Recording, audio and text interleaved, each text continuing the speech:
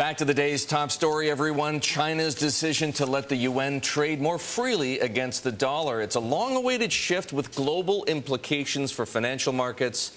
For more on this, we welcome Jing Ulrich, chairman for China equities and commodities at JPMorgan Chase. Her insights into China won her a spot on Forbes magazine's list of the world's 100 most powerful women.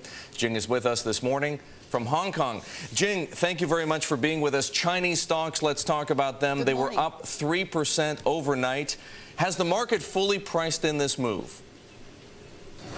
I don't think so. If you remember, in the last several months, Chinese stocks have done very badly relative to their global peers. As a matter of fact, before today's move, Chinese stocks had been the worst performing stocks among the big markets so far this year.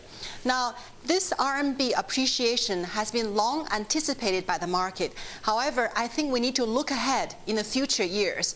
We are basically expecting a 4 to 5% appreciation annually from 2010 and really into the next decade. So therefore, I think there's substantial upside in Chinese equities in the future years. Okay, when you talk about substantial upsides, specifically where is there more potential for stocks to advance, and specifically which stocks?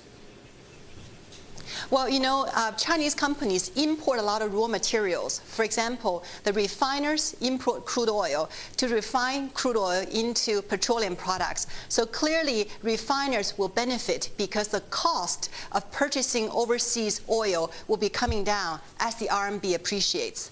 Airline companies also have dollar-denominated debt. As the RMB appreciates against the dollar and other currencies, the debt will be much easier to service. In addition, other companies, foreign companies included, that import a lot of components, raw materials from overseas, will see their cost coming down incrementally as well. Jing, when we talk about the winners, we also have to talk about some of the losers. The low-end exporters appear to, for example, to be among the potential losers here. The stated policy objective from the government is to encourage domestic consumption. What happens to those low-end exporters that cannot become more competitive in this kind of environment that you foresee 4 to 5% currency appreciation on an annual basis? Well, you bring up a very interesting point. I think this currency move will help accelerate the transformation of the Chinese economy away from dependency on exports, more towards domestic consumption. So in the future years, we believe the Chinese consumption market will flourish as a result of rising incomes and also higher purchasing power on the part of domestic consumers because they can afford a lot more as the currency appreciates. Of course, at the low end, we have textile exporters, low-end consumer goods exporters who are going to suffer. But this is going to help the transition towards higher-end manufacturing in China. So it's not a zero-sum game. We see this move as beneficial overwhelmingly for China and helping China transform to a more balanced economic model. Jing, I've seen some analysis over the weekend suggesting that while the impact of a stronger currency is in some ways tantamount to a policy tightening on the monetary front, it is more favorable to the banks because interest rates don't actually rise. Do you see it that way? Well, clearly, the authorities in China have a lot of tools at hand to tighten liquidity in the Chinese economy. They haven't moved so far on interest rates. In the last couple of months, they haven't even moved on the reserve requirement, which both would have an impact on banks, a negative impact. So now we're seeing the currency beginning to move. This may actually mean that in the foreseeable future, we won't see another rate hike. We won't see another lift in the reserve requirement ratio. So therefore, this is quite beneficial for domestic banks.